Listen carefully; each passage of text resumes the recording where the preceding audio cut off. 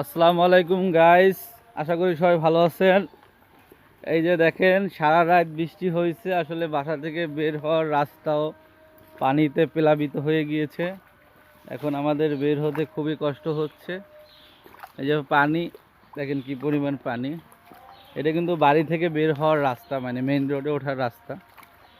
সেই একটু আজকে রাত 4টা থেকে টানা বৃষ্টি, এখনও বৃষ্টি হচ্ছে। তারপরেও জীবনের তাগিদে বের হতে হবে বাসা থেকে, এটা তো স্বাভাবিক। আর সেক্ষেত্রে বের হচ্ছি।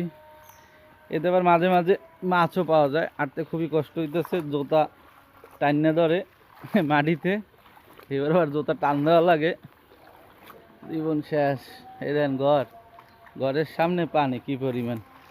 এতে মাঝে মাঝে বড় বড় সাপও দেখা যায়, ওরা দৌড়াদৌড়ি করে। ভুল হয়েছে, তারপরে গাড়ি লই যাইতাম, পাও টান্নে ধরে জুতা। এই দেন অবস্থা, পুরা সাগর সাগর, সাগরে প্লাবিত আমাদের এই বাড়ি। আরে সুবহানাল্লাহ। এই যে বড় ভাই সামাদুল কাসুর বন্ধু, এই যে সামনে রাস্তা অবরোধ, ওই তালের ডেগা পরে রাস্তা পুরো বন্ধ হয়ে রয়েছে। এই তালের ডেগা সরান লাগবে মিনিমাম। আমরা দুইজনেই তালের ডেগা সরাইতে পারবো কিনা সন্দেহ।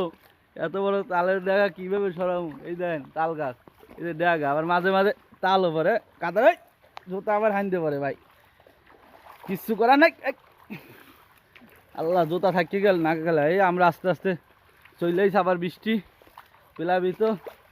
এই যে তালের ডেগা, এরা দুইজনে সাহিত্য মনে, এই যে তাল, হ্যাঁ, এই যে সামাদুল কাশু গাছে, এই যে আসে খেলা করে বেড়াচ্ছে। ও মাই গড। এই যে রাস্তায় উঠলাম। সবাই ভালো থাকবেন, আল্লাহ হাফেজ।